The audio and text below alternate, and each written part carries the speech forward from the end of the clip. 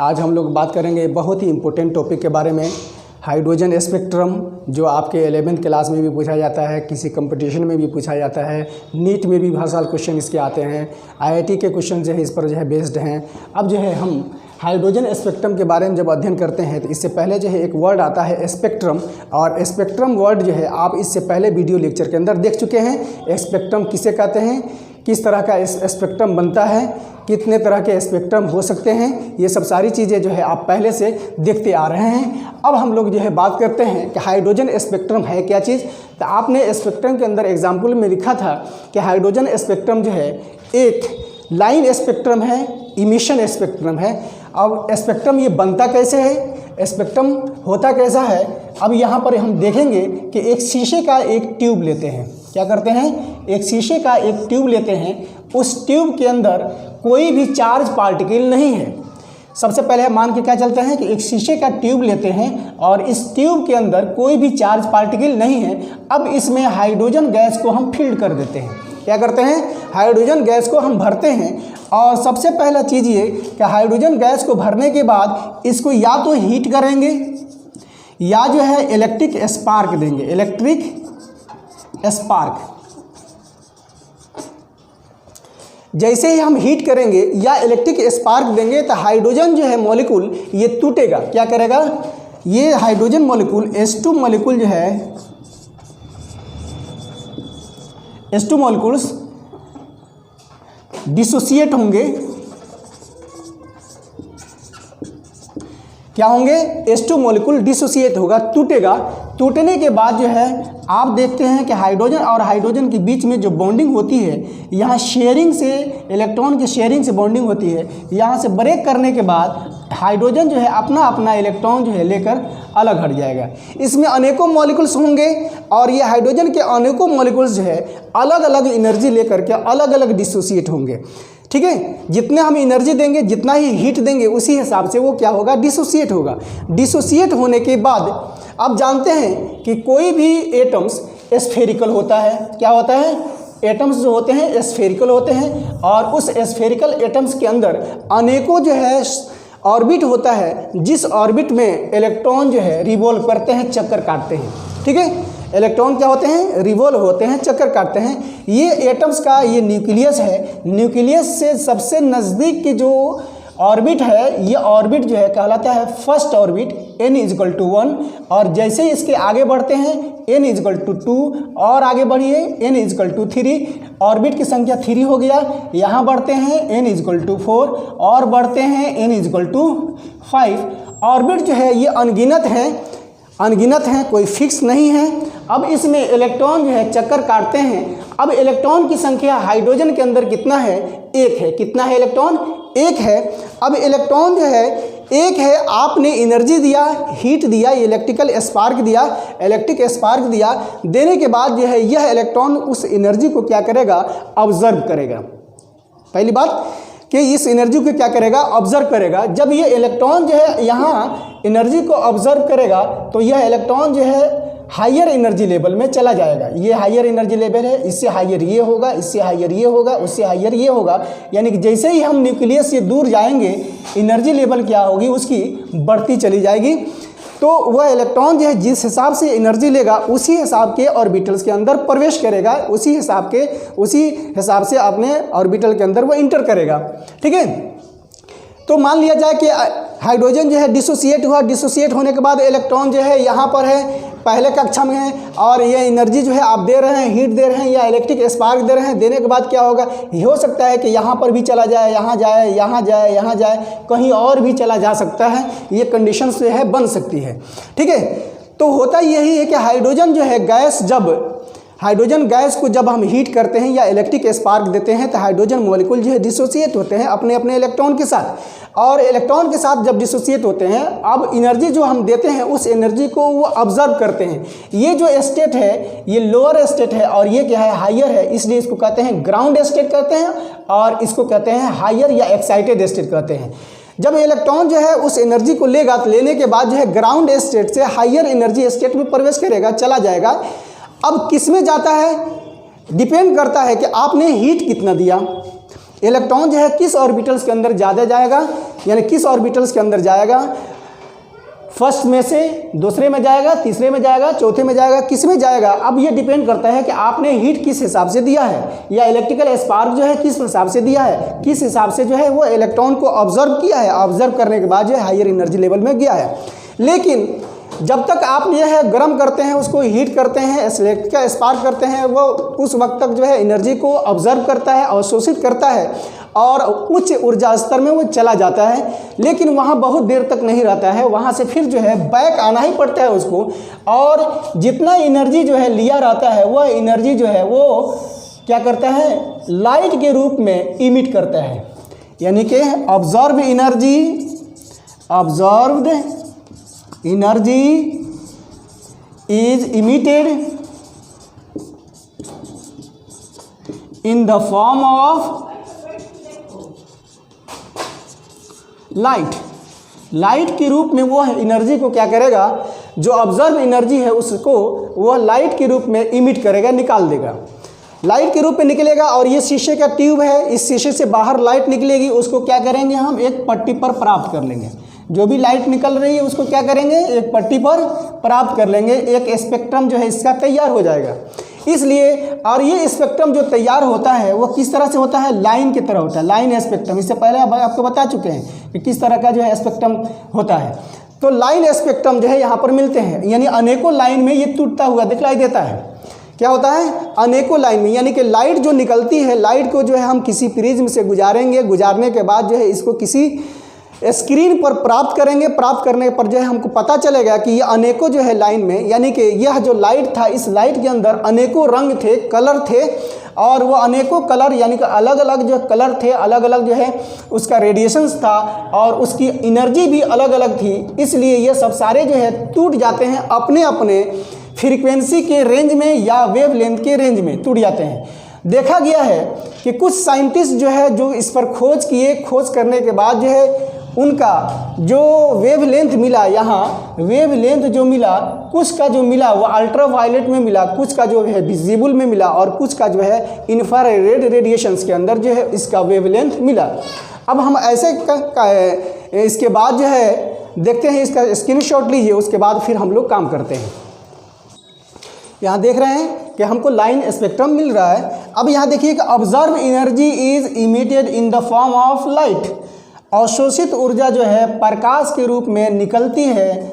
इसका मतलब ये है कि हाइड्रोजन गैस यहाँ से आयनाइज होकर के, विखंडित होकर के, टूट करके उसके इलेक्ट्रॉन जो है हायर एनर्जी लेवल में गए, और हायर एनर्जी लेवल से लोअर एनर्जी में जब आए तो अवशोषित जो एनर्जी थी उसको इमिट किया। इसलिए ये कहा जाता है कि यह स्पेक्ट्रम जो है इमिटिंग स्पेक्ट्रम है, इमिटिंग स्पेक्ट्रम है। यानी कि हाइड्रोजन स्पेक्ट्रम किस प्रकार का स्पेक्ट्रम है, इमिटिंग स्पेक्ट्रम है, इमिट हो रही है लाइट, और यह जो है लाइन के तरह जो है यहाँ पर स्पेक्ट्रम प्राप्त हो रहा है। इसलिए कह सकते हैं कि emitting continuous spectrum emitting line spectrum हम कह सकते हैं। स्पेक्ट्रम का इमिटिंग लाइन स्पेक्ट्रम एग्जाम के अंदर पूछा जाता है कि हाइड्रोजन स्पेक्ट्रम किस प्रकार का स्पेक्ट्रम है, तो आप आंसर देंगे कि इमिटिंग लाइन स्पेक्ट्रम है, क्योंकि इमिट हो रहा है और लाइन के रूप में जो है इसका स्पेक्ट्रम प्राप्त हो रहा है, इसलिए कहलाता है इमिटिंग लाइन स्पेक्ट्रम कहलाता है। नोट कीजिएगा इस बात को, एग्जाम के अंदर जो है इसे पूछा जाता है कि हाइड्रोजन स्पेक्ट्रम किस प्रकार का स्पेक्ट्रम है, तो इमिटिंग लाइन स्पेक्ट्रम है। अब हम लोग बात करते हैं कि कुछ वैज्ञानिक जो है, कुछ साइंटिस्ट लोग जो है इस पर काम किए, काम करने के बाद जो है इसका स्क्रीनशॉट लीजिए, उसके बाद हम लोग काम करते हैं। फिर हम लोग बात करते हैं कि इलेक्ट्रॉन जो है यहाँ से एनर्जी लिया, एनर्जी लेने के बाद जो है हायर एनर्जी लेवल में चला गया, जाने के बाद वहाँ बहुत देर तक नहीं रहा, फिर वहाँ से जितना एनर्जी ऑब्जर्व किया था, अवशोषित किया था, उस एनर्जी को रेडिएशंस के रूप में, लाइट के रूप में वहाँ से इमिट करेगा और फिर बैक चला आएगा, अपने ही एनर्जी लेवल में चला आएगा जहाँ से वो गया था। मान लिया जाए कि इलेक्ट्रॉन जो है यहाँ से गया था, यहाँ पहुँच गया था, तो यहाँ से फिर क्या होगा, यहाँ आएगा, यहाँ से यहाँ गया होगा तो यहाँ से फिर क्या होगा, यहाँ आएगा, यहाँ से यहाँ गया होगा, n=4 में गया होगा तो यहाँ से फिर आएगा यहाँ से यहाँ गया होगा या यहाँ से यहाँ गया होगा, यही कंडीशन हो सकता है। तो इस चीज़ को, इस घटना को जो है किसने खोजा था, लिमन ने। लिमन एक वैज्ञानिक हैं, इन्होंने जो है ये देखा कि जो हमको लाइट यहाँ पर जो है जो स्पेक्ट्रम हमको मिल रहा है वह स्पेक्ट्रम जो है वह स्पेक्ट्रम अल्ट्रा वायलेट रीजियन में मिल रहा है। किसमें मिल रहा है, रीजियन में मिल रहा है। तो लिमन सीरीज के लिए यहाँ बेस जो है इसका क्या है, n1 जो है क्या है, 1 है, यानी कि फर्स्ट ऑर्बिट है। और n2 जो है क्या मानेंगे हम, n2 जो मानेंगे वह इनफाइनाइट तक भी जा सकता है, यानी कि 2 भी हो सकता है, 3 भी हो सकता है, 4 भी हो सकता है, 5, 6 कुछ भी हो सकता है, यानी कि इनका जो लिमन सीरीज का जो रेडिएशंस है। इसके लिए हम ट्रांजिशन जो देख सकते हैं कि n1 से गया होगा कहीं पर भी और वहाँ से बैक फिर n1 तक ही आया होगा। दूसरे साइंटिस्ट हैं जिनका नाम है बाल्मर, इन्होंने विजिबल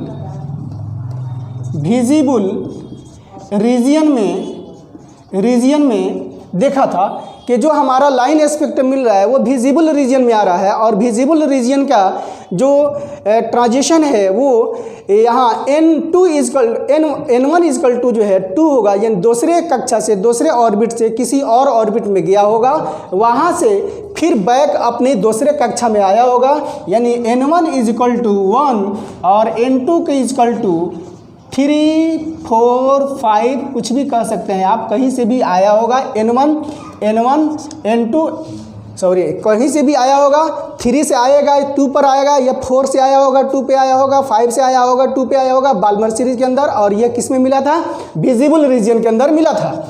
अब हम लोग बात करते हैं, नेक्स्ट है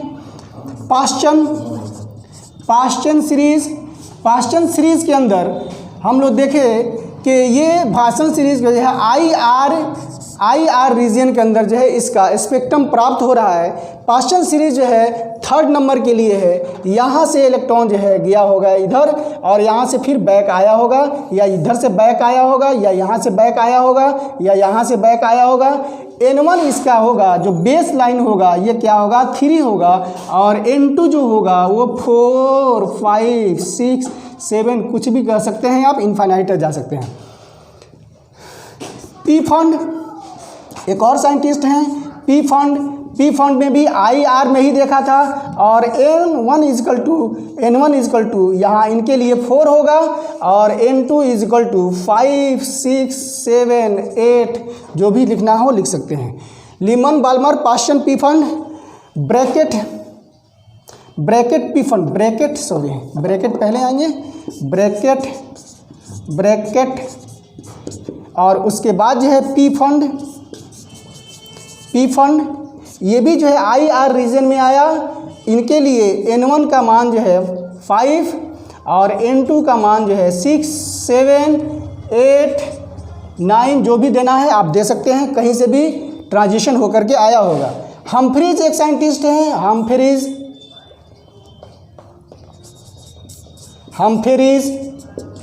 हम्फ्रीज ने भी IR में देखा था। इनके लिए n1 का मान जो है 6 और n2 का मान जो है 7, 8, 9 जो भी आप देना चाहें दे सकते हैं। एग्जाम के अंदर पूछा जाता है कि लिमन सीरीज किस रीजन में आता है, पहला क्वेश्चन यहाँ से बनता है, या बाल्मर सीरीज किस रीजन में आता है, याद कर जाइए। और बकिए जो है सब IR में आते हैं, 3 रीजन याद करना है। शुरुआत कीजिए लिमन से, अल्ट्रावायलेट रीजन में, बाल्मर विजिबल में, और Paschen Brackett Pfund Humphreys जो ये सब IR में आते हैं। एग्जाम के अंदर नीट के अंदर आपका यह क्वेश्चन जो है बार बार पूछा जाता है कि लिमन सीरीज किस रीजन में आता है, या जो है बाल्मर सीरीज किस रीजन में आता है। यहाँ पर ऑप्शन में दिया होगा अल्ट्रावायलेट, कुछ भी ऑप्शन दे सकता है, विजिबल दे सकता है, IR दे सकता है। याद कर जाइए लिमन सीरीज जो है अल्ट्रावायलेट रीजन में आता है। अब हमको बात ये करना है कि अगर इसकी एनर्जी जो है E1 है और इसकी एनर्जी E2 है, इसकी एनर्जी E3 है, इसकी एनर्जी E4 है, इस तरह से हम एनर्जी में बढ़ते चले जा रहे हैं, तो यहाँ से अगर E4 से E1 में गया तो एनर्जी ज़्यादा होगा, E3 से E1 में जाएगा एनर्जी कम होगा, और एनर्जी और उसका फ्रीक्वेंसी और वेवलेंथ के रिलेशन से हम लोग पिछले वीडियो लेक्चर के अंदर हम लोग देख चुके हैं। इसको नोट कीजिए, उसके बाद फिर आगे चल के हम लोग देखते हैं। यहाँ पर जो रेडिएशंस हम लोग देख रहे थे, उस रेडिएशंस का एनर्जी होगा, फ्रीक्वेंसी हो गई, या जो है वेवलेंथ होगा। तो रेडबर्ग एक साइंटिस्ट हैं जिन्होंने उस स्पेक्ट्रम का wavelength in the form of wave number जो है एक मैथमेटिकल रिलेशन दिया। उस रिलेशन से उन्होंने जो है कैलकुलेट किया उसको। यहाँ पर जो है म्यू बार, ये क्या है, म्यू बार ये वेव नंबर कहलाता है। वेव नंबर ये बराबर होता है, म्यू बार जो बराबर होता है 1/λ के होता है। किसके बराबर होता है? 1/λ के, यानी कि वेव लेंथ के। यहाँ हम देखते हैं कि जो भी रेडिएशंस आपको मिल रहा है, यहाँ पर स्पेक्ट्रम जो मिल रहा है, नीचे में जो होगा इसका वेव लेंथ कम होगा और ऊपर में जो होगा उसका वेव लेंथ ज़्यादा होगा। तो अब यहाँ से ये रिलेशन जो है उन्होंने निकाला, RZ² 1/N1 का स्क्वायर माइनस 1/N2 का स्क्वायर सेंटीमीटर इनवर्स, ये रिलेशन दिया। और इस रिलेशन पर उस स्पेक्ट्रम का, उस लाइन स्पेक्ट्रम का जो है उन्होंने जो है वेवलेंथ या वेव नंबर जो है कैलकुलेट किया। इसको जो है यहाँ पर R का जो है रेडबर्ग कांस्टेंट है, इसका वैल्यू होता है 109677, या इसको जो है 11 हम जो है करीब करीब मान लेते हैं। और यहाँ Z क्या है? Z है आपका एटॉमिक नंबर, हाइड्रोजन का एटॉमिक नंबर कितना होता है? 1 होता है। यहाँ पर पुट करेंगे। N1 जो है डिफरेंट सीरीज़ के लिए, लीमन सीरीज़ के लिए, बार्मर सीरीज़ के लिए हम लोग देख चुके हैं। लीमन सीरीज़ के लिए N1 जो है 1 होगा और N2 जो होगा 2, 3, 4 कुछ भी हो सकता है। जहाँ से भी ट्रांजिशन होगा उसका वैल्यू हम रखेंगे, रखने के बाद कैलकुलेट कर लेंगे। इसी तरह से बाल्मर सीरीज़ के लिए आपसे बताया जाएगा कि बाल्मर सीरीज़ है या लीमन सीरीज़ है। तो N1 इक्वल टू यहाँ पर 2 रखेंगे और यहाँ जो है N2 के जगह पर हम 3, 4 जहाँ से ट्रांजिशन आपको बताएगा वह ट्रांजिशन जो है N2 के जगह हम रखेंगे और हम वेव लेंथ कैलकुलेट करेंगे। वेव लेंथ कैलकुलेट हो जाएगा, उसकी जो है फिर वेव नंबर जो है कैलकुलेट हो जाएगा। या जो है सिंपली आप जानते हैं कि एनर्जी इक्वल टू होता है hc/λ।